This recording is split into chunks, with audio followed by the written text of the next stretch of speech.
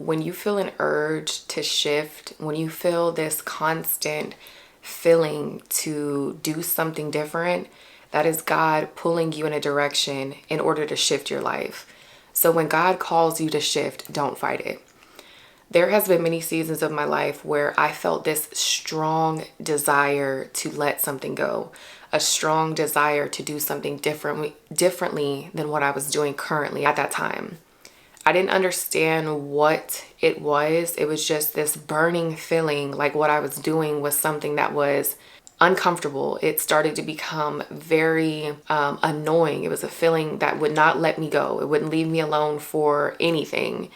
And I just remember questioning, why is this feeling around? Why do I keep having these thoughts to change this part of my life or do something differently than what I was doing already? But what I realized is, when God needs you to shift, He will often start with a conviction type of feeling, a emotion that you can't really describe. It's just an eerie type of expression inwardly where you know something is off, you know something is different, you know something doesn't necessarily feel right. And it's just this constant burning thought of doing something different.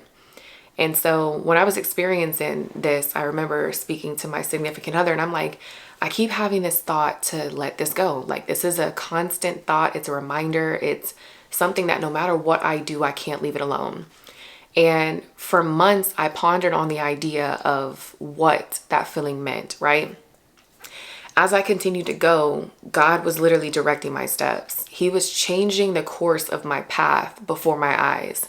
And it started with just little incidents or little things that felt like they were insignificant, but ended up being such a huge thing later on. And when I look back at those situations, I can literally say God had been pulling my heart for months, almost a year actually, where I would have random signs, random ideas, random thoughts and dreams of this very thing that God wanted me to let go. And so when you feel a shift coming, when you feel that urge to let something go, don't fight it. Because the very things that I'm doing now in the ways that I'm doing it, I had signs years ago. I had signs months ago to change the very things that I changed not too long ago. And some of us are in seasons where God is requiring us to change to get to the next level. He's requiring us to change something to obtain what He wants to give us.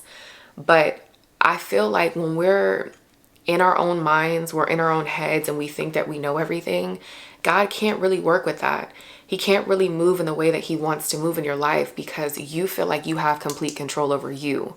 You feel like you know what's best for you when God is telling you through your feelings, through your dreams, these ideas, these situations, I'm shifting you in a direction you don't even know where I'm taking you, but trust me. And I think I doubted where I felt like God was taking me. I doubted the idea. I doubted the journey. I doubted the destination because I was like, I don't see how that really makes sense for my life. I hear what you're saying. I know you're saying, you should probably do this instead, but I don't really see how that makes sense for me. And I would just question it and kind of go back and forth in my mind. It was a mental battle I was having where I'm like, no, I'm good. Like, I'm not going to do that. Like, I'll do this, but I'm not going to do that. And I wish I would have listened because sometimes we think we know what's best for us.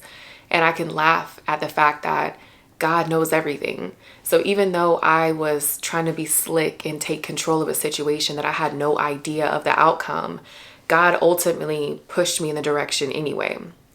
And sometimes we don't listen, and God will start out with like a little pull, and then it's a little nudge, then it's a little push, and then He just might shove you because you're not listening.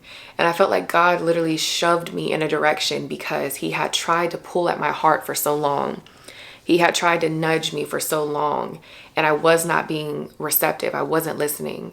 But at the end of the day, most of the time, our biggest problem is the fact that we want to hold on to everything as tight as we possibly can. We want to hold on to things with such control because we're fearful of the outcome. We're afraid of letting something go and then taking a step being blind. We're afraid of going in situations that's unfamiliar to us because we're used to being so comfortable. And so if you're someone who is afraid to let something go, or if you're afraid to fight this, you're fighting this feeling because you're afraid, I want you to know that you don't have to be afraid. But God is going to require you to let this thing go so that he can position you, pivot you, and shift you into the direction he needs you to be in. You have to stop clinging to what's familiar. And I know that this can sound so easy, but now that I've gone through my twists and turns in life, and even recently, I was in a season where I was just kind of silent about my expectations for my life because I couldn't really see much of anything taking place the way that I wanted it to. And it was a hard situation for me to be in because I've seen the ups, I've seen the downs, but to be in a state of confusion and not really know where you're headed was a weird place for me. And I remember speaking to my fiance and he was like, don't ever let the enemy silence you, And so we talked about how I felt, and I got very, very clear on the very things I already knew, but the fact that I said it out loud just kind of solidified it for me. And so sometimes we just battle with ourselves in our mind. We sit there and we think about all of the outcomes, all of the things, and we allow our mind to tell us that there's no way out, that there's no escape, and that there's no hope for our situation. And because we feel like we can't see the road ahead, we would just rather stop in our tracks instead of taking a step forward. But I want to tell you, if you're someone who's battling with that yourself, the very thing that you need to do is the ideas that you have, act on them. The thoughts that you have to change something, to shift something, to do something a little bit different, try it and see how it works, because you sitting there doing nothing is not going to allow God to step in. God says faith without works is dead. So just because you're thinking, that's not works. That's not even having faith. And if anything, you have self-doubt and you're destroying the dreams and the visions that you have and goals that you have for yourself already before it even begins. And so what I want to tell you is, instead of sitting there and thinking about all of the ways that something can go wrong, if you have any small inkling of an idea to change something, to do something differently, do it and see what the reaction or the result is. And even when I spoke about how a few years ago I was having this desire to shift, if I would have done it just a little bit back then, if I would have just did what was uncomfortable back then, it wouldn't have took me as long as it took me now to do what I'm doing. And so if you can think about your life and your experiences, whether it's a relationship or a friendship or an opportunity to do something, maybe it's business related, whatever the case may be in your own personal life. If you feel like what you're doing is not necessarily the way that you want to be doing it, but you have this burning desire to do it a different way, to try something new, to implement something different, God may be calling you to shift. And sometimes you have to let go of something in order for God to give you so much more. Sometimes God is going to call you to shift, and you have to stop being so fearful of the outcome or the destination and allow God to work in your life. You have to know that obedience is going to give you blessings. Like, if disobedience can stop God from blessing you, then being obedient can allow God to bless you. So many times in my life, I sat there and I was disobedient because I would not act. I wouldn't move my feet. I would try to spend all day thinking about things, and I would just give up because I just got so confused and I was fed up. We think so much rather than taking a step forward. We never actually move our feet because we're so busy thinking ourselves to death. We just constantly battle in our minds, just trying to figure it out on our own, when God never said to figure it out on your own. God says to have faith and trust that he will guide your steps. So if I'm leaning on my own understanding, then I've already lost the battle before it's even started, because God told us to not lean on our own understanding, to trust in him and allow him to guide our steps. So I have to have faith. I have to trust that God's going to guide my steps. I have to trust that he's all knowing and he knows what he's doing in my life, even if I can't see that myself. And so if you're in a situation where you're fearful of the destination, you're fearful of the outcome, you're fearful of the direction in which you're headed, you have to take steps forward regardless of being fearful or not. and allow God to guide you, because he said he will never leave you in a place too long. He's not going to put you in a situation that you can't bear.